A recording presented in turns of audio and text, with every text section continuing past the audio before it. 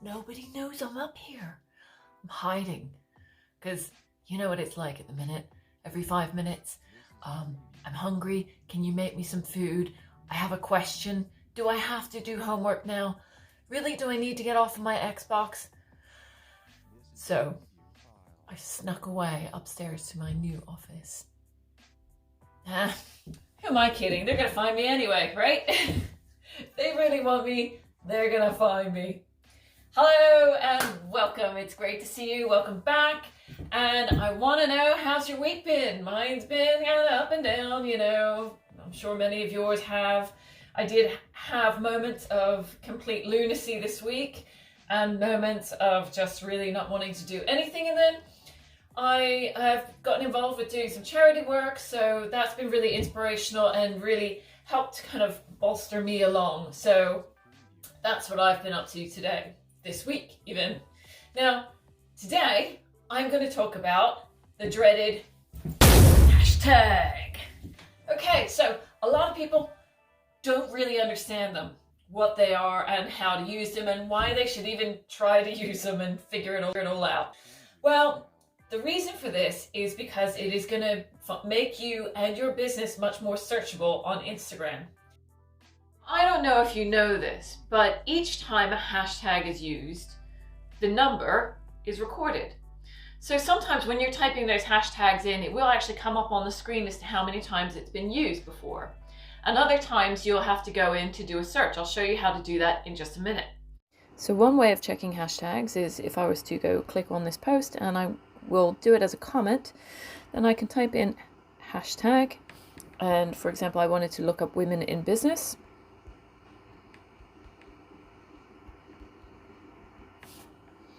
All right, as you can see, there are a lot of hashtags that have been used for women in business, and there's a lot of different options that you can use, and you can see the number of times that each hashtag has actually been used in the past. So you can select the hashtags that you want according to how many times that they have been used and how relevant they are to you and what you're saying.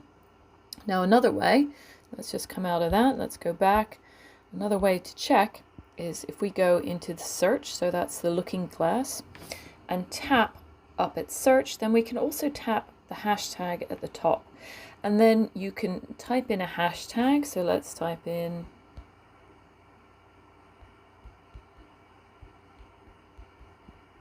women in business here. And again, it brings up a lot of different options and it tells you how many times that hashtag has been used. This is a preview file.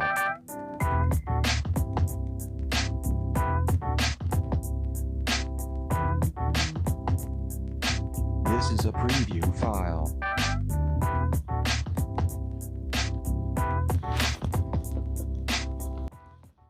Now, it's one of those things that I was always told, somebody handed you 30 lottery tickets, you're not going to go, I'm only going to take 10.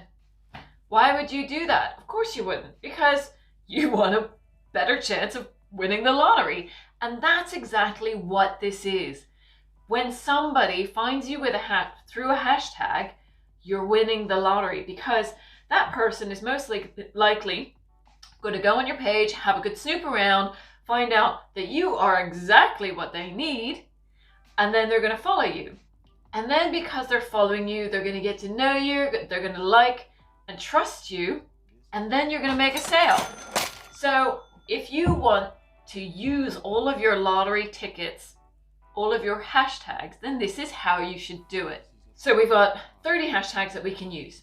So we need to break that down into 4 categories. Now, first of all, you have the really popular hashtags. And what I mean by that is the hundreds of thousands right up to about 1 million. Now, anything more than 1 million is probably not worth using because it's being used so frequently at such a high rate that all of those hashtags are going to be pumping through and more added. And you have to have your customer at the right place at the right time to see your hashtag, or before you know it, it's gone. Poof. What was the point of that? So then next, what you need to do is find the moderately used hashtags. And what I mean by that specifically is the tens of thousands into the low hundreds of thousands. Now, because there are far fewer of these hashtags being pumped in, it's actually moving much more slowly, which gives your customer, your ideal customer, a much better opportunity of seeing you and finding you. So that's great, isn't it? Now, next, what you need to do, so this is number 3, we need to go down, niche down, and find the much more targeted hashtags, ones that are much more bespoke to you, your business, and your industry. Because those hashtags, what are they going to do? You guessed it. They're going to be moving through at such a slow speed that it means that the people that are looking for those hashtags have a far better chance of stumbling across you. So that's an awesome way of getting people to find you much more easily. Now, number 4, the last one, you need to have 1, possibly 2 hashtags that are very specific and bespoke to you, your business. Now, for example, I always add hashtag socially Tracy because that's me and that's my business. So that again adds up another few hashtags. So if you're adding between 3 to 5 of these hashtags in each category, then you think about it, you're up to 15 if you're maxing out on the 5, plus another 2. So you've got 17 right there. Now the rest, what you need to do is you actually need to put yourself in your customers' shoes, because it's not what you're thinking of selling, it's what your ideal customer is looking at to buy. Does that make sense? Because the things that you're going to say as a salesperson are a little bit different to the things that people are going to be looking up for the people that want to buy something. I'd like to introduce somebody to you. Now, this is Jayne. Hi, Jayne. Jayne's an old friend of mine, and she's just popped along today to help me out with this tutorial. So thank you for coming along, Jayne. Yes. Okay, so what is it that you're interested in? Really? Jayne wants to buy a puppy. How cool is that? I love puppies. I really love puppies. Who doesn't love a puppy, right? Okay, so Jayne, what kind of puppy do you want to get? A Labrador puppy? Really? Oh my God, they're so cute. Yeah? There's more? Okay. No, get out. All right, Jayne, she has her heart set on buying the cutest chocolate brown Labrador puppy. That is just going to be adorable. So Jayne, what hashtags are you going to search up? Yeah? Yeah? Oh.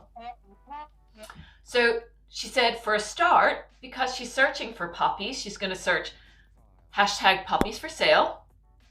She's going to search hashtag Labrador puppies for sale. Oh yeah, and the last one, she's gonna, yep, she's gonna search up chocolate Labrador puppies for sale. So those are gonna be the super niche hashtags that she's gonna use. Is that right? Super. Thanks, Jayne. Thanks for coming along and helping me out today. Take care. Right, so that was Jayne, and she wanted to buy her Labrador puppy. And now we know what she's going to search up for the hashtag so that she can find a Labrador puppy. This is a preview file. Okay, so there's a lot of debate over where to put your hashtags. And really the jury's out on whether one is better than the other. And I think it really just comes down to personal preference. So I normally put my hashtags in my caption. Easy. A lot of people think that that looks a little bit untidy. So what they do is they actually add a comment underneath that contains all of their hashtags. So what you can do is you can create hashtag groupings in your folders or in your notes on your phone so that you can copy and paste them and put them alongside of the images that you're posting. But you got to make sure that you don't keep reusing the same ones all over and over and over and over, because then the Instagram algorithm is going to think that you are what? Spam. Yep, spam.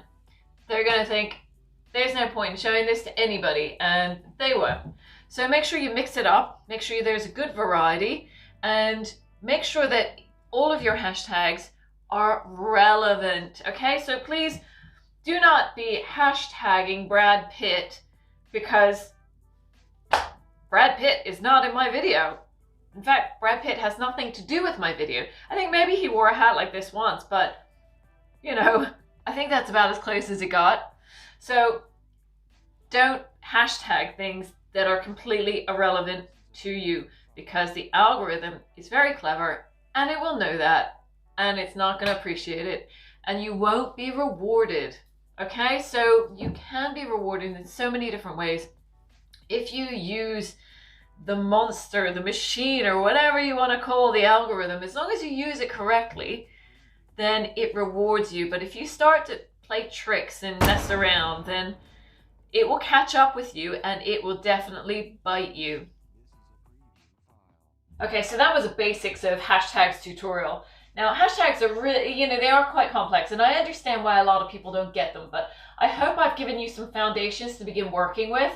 And I also do need to know, what do you think about the marmite dress? The reason why I call it a marmite dress, because it is totally a love-hate kind of thing. I can totally see how people would either love this dress or hate it. Let me know. I'll catch you next week.